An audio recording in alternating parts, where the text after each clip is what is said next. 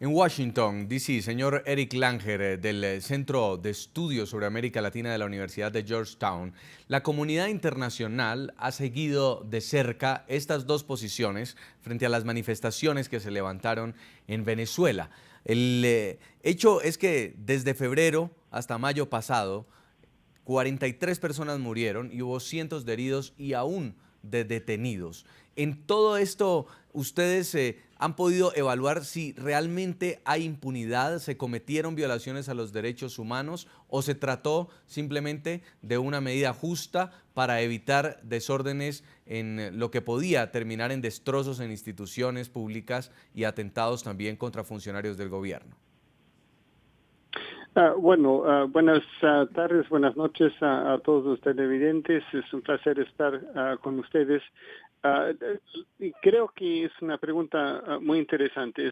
Creo obvio que sí han habido muchas violaciones de derechos humanos, pero yo visto eso desde Washington, lo que realmente veo más que todo es un fracaso del sistema interamericano y también del UNASUR. Porque como se había dicho al principio del programa, había pues un supuesto diálogo que al final no llevó a nada, porque al final el gobierno no hizo nada y entonces no cambió.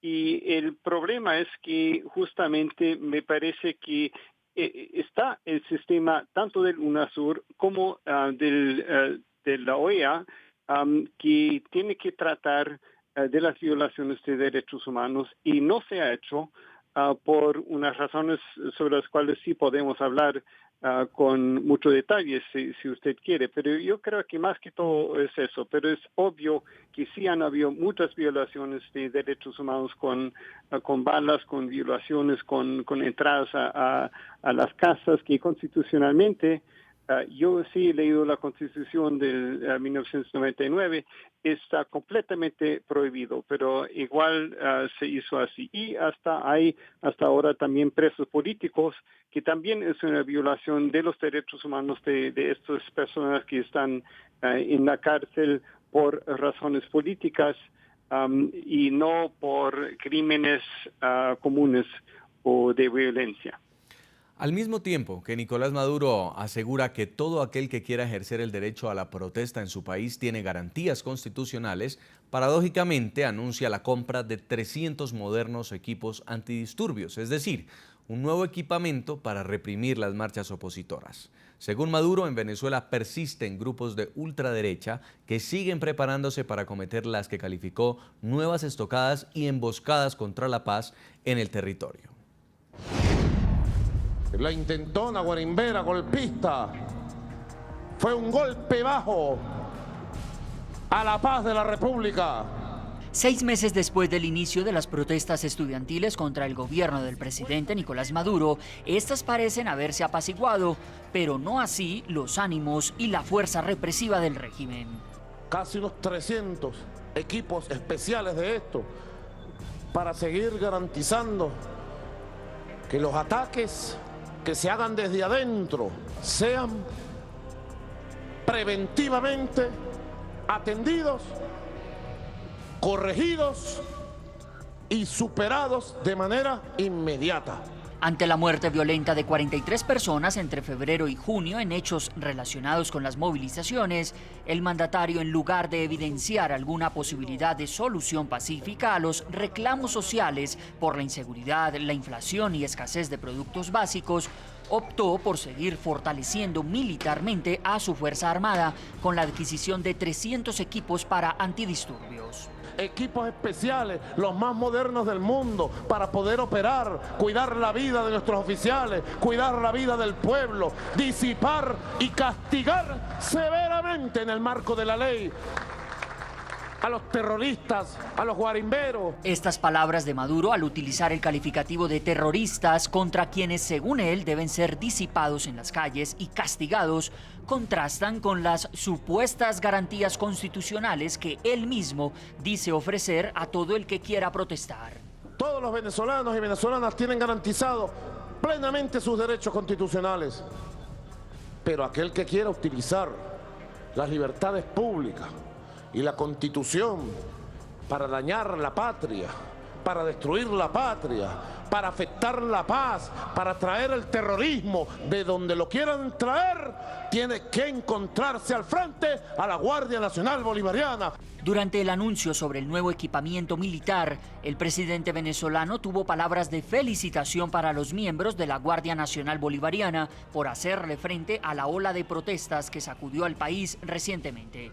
Sin embargo, no hizo mención alguna a los estudiantes que perdieron la vida o que resultaron gravemente heridos. Y la Guardia Nacional actuó apegada absolutamente a su nueva doctrina, apegada a la Constitución. En Caracas, señor Néstor Luis Álvarez, sobre las palabras de Nicolás Maduro, castigar severamente a quienes quieren desestabilizar el país, a quienes quieren atentar contra la paz del país y la adquisición de estos equipos antidisturbios. ¿Realmente el panorama en Venezuela es tan complejo como para tener que tomar estas medidas extremas? Depende de lo que pretenda el señor Maduro como cabeza del gobierno del Estado, porque allí radica precisamente el principal obstáculo para dar una lectura precisa de lo que ha venido ocurriendo en Venezuela. Aquí se ha entronizado de manera indebida y distorsionada el término violencia. Gracias a eso, así como ocurre en Colombia, que el señor presidente Juan Manuel Santos se permite el lujo, el desliz de decir que en Colombia han tenido un conflicto armado durante muchos años, cuando eso no es así. Eso equivale a que de pronto un delincuente quiere someter a su víctima y la víctima, la potencial víctima, se quiere defender y entonces un tercero, viéndolo de afuera, dice, bueno, ahí lo que hay es un conflicto entre dos personas. Es bastante cínico, porque aquí no ha habido conflicto ni hay violencia. Aquí lo que hay es un gobierno opresor, totalitario, y una sociedad que comienza de manera espontánea, ni siquiera bajo las órdenes o planes de grupos organizados políticos, a defenderse, a protestar, a rechazar todo aquello que lesiona su dignidad humana. Y obviamente un gobierno totalitario o que tiene un proyecto totalitario necesita reprimir con violencia desmedida y desproporcionada en todo caso para que entonces generar un estado de terror que es lo que en realidad viene a sustituir el nivel de conflictividad del que se valen todos los proyectos de signo marxista para avanzar. Aquí no tenemos guillotinas, aquí no tenemos paredones. Pero justamente el gobierno se ha valido de la delincuencia, que no es violencia, porque tampoco se debe llamar violencia, es delincuencia y son un sector de la población que tiene como oficio profesional y modo de vivir el crimen. Es distinto a la violencia. La violencia es que los venezolanos se encuentran en un semáforo y se caen a golpes porque no se dieron paso o algo así, y eso no ocurre en Venezuela. Sí. En Venezuela lo que tenemos es, por una parte, una delincuencia auspiciada por el gobierno, porque le ayuda a mantener ese requisito de progreso de todo proyecto marxista, que es la conflictividad social, que genera el terror, un estado de terror, y por otra parte el mismo gobierno se encarga de manera directa de ejecutar actos de represión desproporcionados y desmedidos, y que al final acaba con este tipo de discursos, hablando de derechas, de extremas derechas, de golpismo, sí. Que caramba, ustedes los comunicadores sociales no deberían, pienso yo, darle mucha importancia a lo que él diga, porque eso es la misma lógica aquella Señor Álvarez, que ellos están acostumbrados a un diálogo entre gitanos que nos mentimos pero no nos engañamos. Señor Oleg Oropesa, si bien es cierto que ha habido manifestaciones que se han tornado violentas, que ha habido bloqueo de vías y algunos hechos que sí deberían ser disipados por medio de carrotanques, de gases lacrimógenos, de la Guardia Nacional Bolivariana, también hay imágenes donde estudiantes muy jóvenes terminan siendo ahogados, terminan siendo golpeados y terminan siendo incluso detenidos de forma arbitraria por estarse manifestando en la calle. ¿Por qué esta dualidad en la forma como se aplica la fuerza sobre quienes protestan contra las políticas del gobierno? En principio, Jason, quiero contestarle al académico que se encuentra allá en Estados Unidos el tema de la violación de derechos humanos. Violación de derechos humanos es lo que está pasando en la Franja de Gaza. Violación de derechos humanos es genocidio contra el pueblo palestino. donde los Estados Unidos se ve involucrado directamente en el asesinato en masa de un pueblo, de niños, de mujeres, de hombres, que sencillamente defienden su autonomía y la libertad que tienen de ser un pueblo libre. Eso en relación con el señor allá que habla de derechos humanos. En relación con el tema venezolano, concretamente, todo gobierno legítimamente tiene la potestad constitucional y legal de defenderse cuando se ve atacado, cuando se ven atacadas las instituciones. Acá no es como dice el señor Álvarez, que las personas salen voluntariamente, no, acá fueron convocadas una serie de protestas.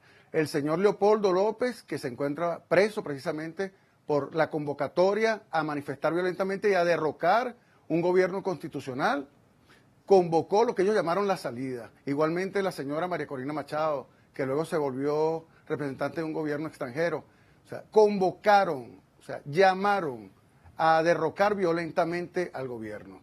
Por eso fue que grandes organizaciones y en todo el país las personas fueron secuestradas. Aquí se colocaron guayas asesinas para decapitar ciudadanos venezolanos. Aquí se secuestró la gente. Aquí se disparó y se asesinó a oficiales de la Guardia Nacional Bolivariana. Se asesinó a ciudadanos y ciudadanas venezolanas. O sea, si hubo algún exceso en el trato de los derechos humanos, allí está el Ministerio Público que se ha encargado de que si hubo esos excesos, el Ministerio Público los está tratando y cualquier funcionario que se haya excedido está ahorita procesado. Pero fíjese, señor Oropesa, que el Ministerio embargo, Público también está siendo muy cuestionado, porque los estudiantes de los cuales reciben estas acusaciones que usted dice están siendo juzgados en prisión, mientras los funcionarios públicos que los agredieron están siendo juzgados en libertad.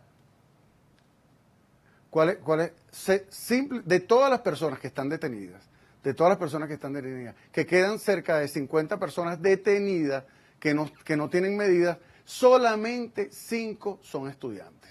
Solamente 5 son estudiantes. Y el hecho de ser estudiante no les da una patente de corso para que asuman sus responsabilidades penales. Las responsabilidades son personalísimas. El hecho de que tú seas estudiante, obrero, campesino o profesional no te permite a ti sencillamente vulnerar las leyes y la constitución del país.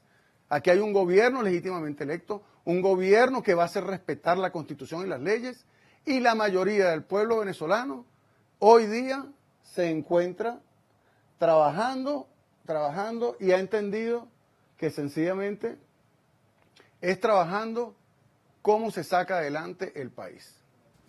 El gobierno revolucionario y el gobierno del presidente Nicolás Maduro se va a defender y nos vamos a defender de cualquier ataque y de violencia sostenida que quiera derrocar al gobierno legítimamente constituido. Este es el debate que tenemos en redes sociales a propósito de nuestro tema de hoy. Le estamos preguntando a los televidentes, 6 meses después del inicio de las protestas en Venezuela, ¿qué ganó y qué perdió la oposición luego de estas históricas manifestaciones? Los invitamos a que participen y nos sigan escribiendo en Twitter a las cuentas del equipo periodístico del programa La Noche. Vamos a leer algunos mensajes que llegan a esta hora de los televidentes. Chelina nos escribe: ganó que el mundo se enterara, perdió que a ese mundo siga sin importarle.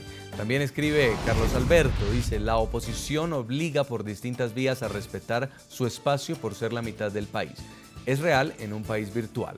También escriben de BMKR Radio. Dice: nada a favor, todo en contra. Líderes presos y dictadura fortalecida. Protesta con objetivos difusos, inconclusa. Vamos a hacer una pausa y ya regresamos para continuar haciendo este balance después de 180 días de las protestas en Venezuela. ¿Cómo está la oposición? ¿Cómo está el chavismo? Ya volvemos.